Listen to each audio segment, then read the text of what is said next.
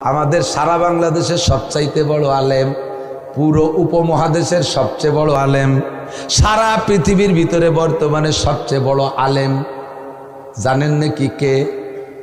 যে যারে চেনেন সে তারে কেনেন।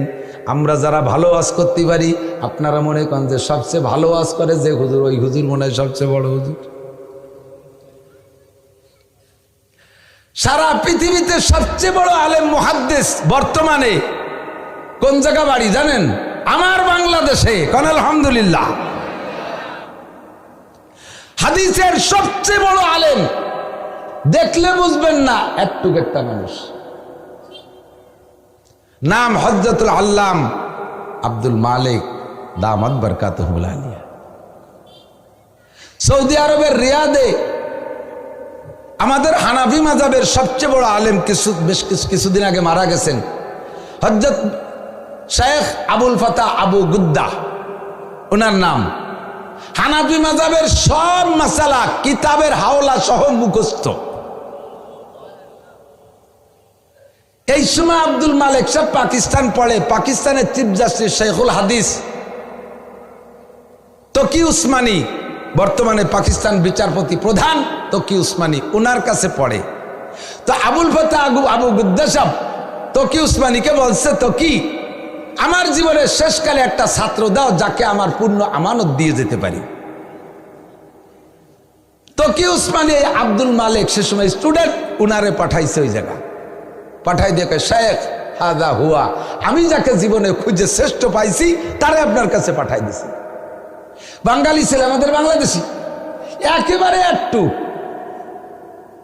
উনাকে এই আবুল ফাতা আবু গুদ্দা সাহেব পাইয়া কিছুদিন পড়ানোর পরে তকি উসমানী পাকিস্তানের চিফ জাস্টিসকে লিখে পাঠাইছে, ফোনে জানাইছে যে আমি যেমন চাইছি তার চাইতে তুমি ভালো দেছো।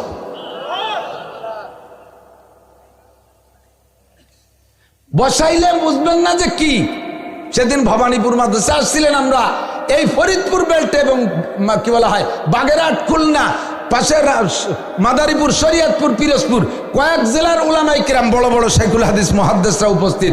তার ভিতরে আব্দুল মালিক সাহেব পড়াচ্ছেন, আমাদের সকলকে পড়াচ্ছে। আমরা বুড়ো বুড়ো মুহাদ্দিস সব বসা, আব্দুল মালিক সাহেব পড়াচ্ছে। এই পড়ানোর ফাঁকে ফাঁকে ফাঁকে ফাঁকে বারবার কয় লা ইলাহা ইল্লাল্লাহ, লা ইলাহা ইল্লাল্লাহ, 2-3 বার লা ইলাহা ইল্লাল্লাহ।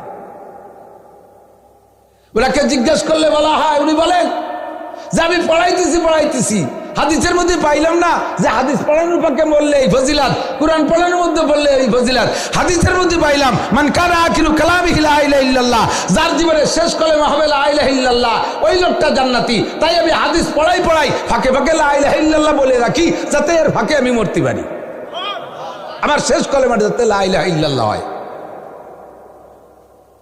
আপনার শেষ কলেমা কি? ফাটার মতো দম করে বকানি, কোথায় কোথায় কাজায়। তুই যা কাজানিটা দিলি, ওই কাজানির পরে যদি কলেমা পড়ার আগে মরিস, তাহলে তোর মরা শুয়ারের মারার চাইতে খারাপ। কথা কর না কেন? জুনায়েদ বাগদাদী রহমাতুল্লাহ আলাইহিকে এক ছাগলের রাখাল, ছাগল পালে, মরুভূমিতে ছাগল পালে, এই ছাগলের রাখাল আইসা একটু পাঙ্কু ক্লাসের, ফটকা ক্লাসের, ও আইসা জুনায়েদ বাগদাদী রহমাতুল্লাহ আলাইহিকে বলতেছে, জুনায়েদ ওরা পালের থেকে একটা ছাগল ধরে নিয়েছে, ধাড়ি ছাগল, দাড়িওয়ালা একটা ছাগল আইনা জুনায়েদ বাগদাদীর সামনে নিয়ে আইসা ওই ছাগলের দাড়ি ধরে বলতেছে, জুনায়েদ বলো তো তোমার দাম বেশি না আমার এই ছাগলের দাড়ির দাম বেশি? আমার দিক, জুনায়েদ বাগদাদীর দাম বেশি না ছাগলের দাড়ির দাম বেশি?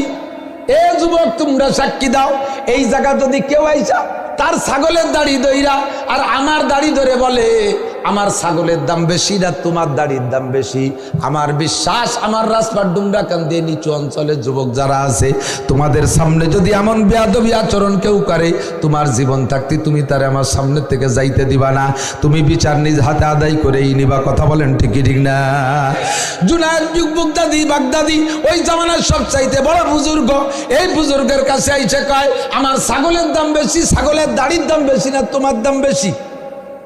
জুনায়েদ বাগদাদী যাররা পরিমাণ রাগ করলেন না, বড় শান্ত মেজাজে ধীর স্থির ভাবে ধৈর্যের সাথে বললেন, ও যুবক, কিয়ামতের ময়দানে যদি আল্লাহ পাক আমাকে জাহান্নাম থেকে নামটা এদিক কিয়ামতের ময়দানে যদি আল্লাহ পাক আমার নামটা জাহান্নামের কাতার থেকে লিস্টি থেকে কাইটা দিয়া জান্নাতের লিস্টিতে আমার নামটা লেখাইয়া দেয়, ফামান যুহজিহা আনিন নারি ওয়া উদখিলাল জান্নাহ ফাকাদ ফাজ, যদি আমার নামটা জাহান্নামের লিস্টি থেকে কাইটা দিয়া জান্নাতের লিস্টিতে লিখে আমারে জান্নাতে ঢুকাইয়া দেয়, তাহলে যুবক তোমার ছাগলটা আমার দাম দুনিয়ার সব কিছুর চাইতে বেশি, গোটা মখলুকের চাইতে আমার দাম বেশি।